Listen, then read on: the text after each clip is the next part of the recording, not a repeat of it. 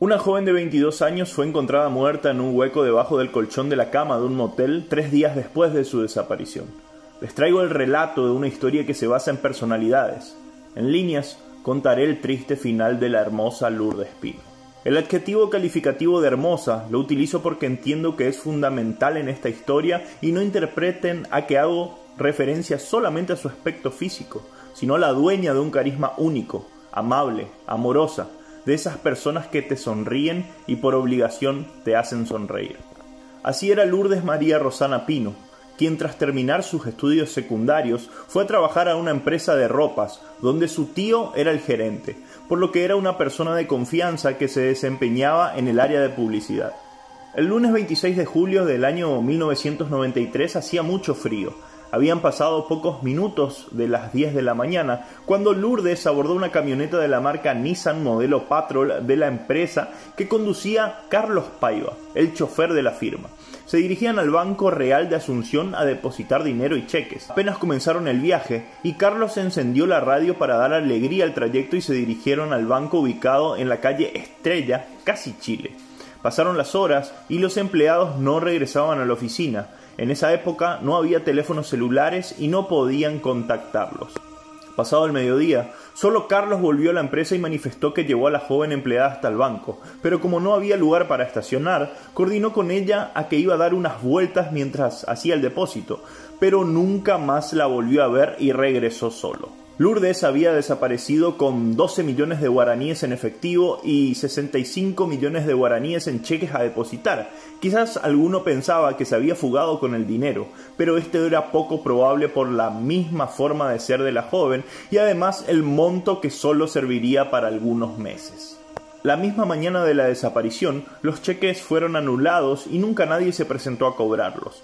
Mientras seguía la búsqueda, un motel de Lambaré comenzaba a tener algunos inconvenientes con sus clientes, quienes se quejaban de un mal olor en la habitación número 9. El jueves 29 de julio de ese mismo año, el mal olor en la habitación del motel se volvió insostenible y una pareja que ingresó ahí se quejó y pidió rápidamente ser cambiada a otra habitación. Fue entonces que un equipo de limpieza entró al lugar para solucionar el problema de varios días. Procedieron a levantar el colchón y en eso un susto infernal se apoderó de las mujeres, quienes vieron en el hueco de la cama un cadáver. Se llamó a la policía y en cuestión de minutos se pudo confirmar que ese cuerpo en avanzado estado de putrefacción era de Lourdes Pino. La joven estaba vestida con su pantalón azul y su tricota marrón, tal como hacía 3 días salió rumbo al banco. Las dudas comenzaron a apoderarse de todos los que se enteraron de la noticia. ¿Quién le podría haber hecho eso a Lourdes? La joven más noble que muchos conocieron. Todas las miradas apuntaron a Carlos Paiva y aquí vuelvo con las personalidades. Un adulto mayor, correcto, cumplidor, sumamente callado, de esas personas que no transmiten sus inquietudes. Era muy difícil saber, inclusive para sus familiares, qué pasaba dentro de su cabeza. El mismo día que se halló el cadáver de Lourdes, de manera inmediata se ordenó la detención de Carlos, en el momento que él iba a testificar en el marco de la desaparición de la joven. Los investigadores presionaron al hombre y éste se quebró. No pudo seguir manteniendo la farsa. Dentro del silencio que enmarcaba su vida, Carlos tenía una fuerte atracción por Lourdes, lo que no era de extrañar, pues era muy fácil cautivarse por la señorita. Lourdes le regaló una sonrisa en el vehículo y este en un impulso creyó corresponderle confundiendo la situación. En lo que fue quizás un impulso desubicado por avanzar en la seducción, Carlos colocó su mano derecha en una de las piernas de la joven. La muchacha le recriminó el hecho y le dijo que iba a comunicar lo ocurrido a su tío, haciendo que el rechazo despierte la ira en Carlos. Los planes en la mente de Paiva cambiaron y en vez de dirigirse al banco se dirigió a la avenida Novena proyectada Itacuarú, frente al Club Cerro Porteño. Allí detuvo la marcha y simuló un desperfecto mecánico, bajó del vehículo y abrió el capó mientras Lourdes escuchaba música. Estacionado en un callejón, justo entre las murallas de los clubes Cerro Porteño y Nacional, sacó un cable con el que supuestamente iba a hacer acople. Subió por la puerta trasera y sigilosamente enrolló el grueso cable por el cuello de Lourdes para cometer un hecho cobarde y atroz. De manera repentina hizo presión con todas sus fuerzas, utilizando de palanca su rodilla contra el asiento de su víctima. Una vez que ella quedó flácida, la trasladó al asiento trasero. Como seguía tibia, la volvió a estrangular hasta que comprobó que estaba muerta. Carlos Paiva llevó el cuerpo hasta la habitación 9 del Motel Regios, sobre la calle General Barrientos, ya en la zona de Itán Ramada, Lambaré.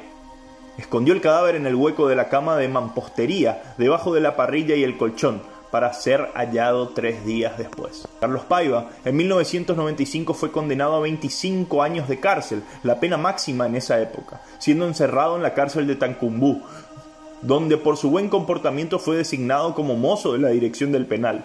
Durante el día cumplía con esas funciones y luego pasaba a su celda a dormir. Justamente por su buen comportamiento es que el 6 de enero del año 2010, el entonces presidente de la República, Fernando Lugo, indultó a unos 20 presos. Entre ellos estaba Carlos Paiva, quien cumplía 17 años de su condena de 25. La noticia causó revuelo e indignación en la sociedad en general. Cuando salió en libertad, su hermano, Vicente Paiva, fue el que le tendió una mano. Lo llevó a vivir con él en su casa en Mariano Roque Alonso. Carlos no tenía trabajo y por su pasado era casi imposible que alguien lo vuelva a contratar, por lo que vivía de la caridad de su hermano. Esa situación, sumado al hecho de estar solo y olvidado por su familia, pesaron en él, haciendo que, poco a poco, la soledad y la depresión lo consuman rápidamente. Fue así que el 28 de mayo del 2010, a 5 meses de recuperar su libertad total, Carlos Paiva se suicidó. Javier, el hermano, relató que un mediodía llamó a Carlos para almorzar, pero este no respondió, por lo que fue hasta su habitación, abrió la puerta y lo encontró colgado de una de las vigas del techo. Carlos murió ahorcado, de la misma manera que le dio muerte a Lourdes Pino. Dos personalidades muy distintas se encontraron en un lugar que marcó la historia de muchas personas. El carisma, la luz, el amor y la amabilidad se cruzaron aquel día con el silencio, la oscuridad, la ira y la represión. Un amor no correspondido terminó en un asesinato.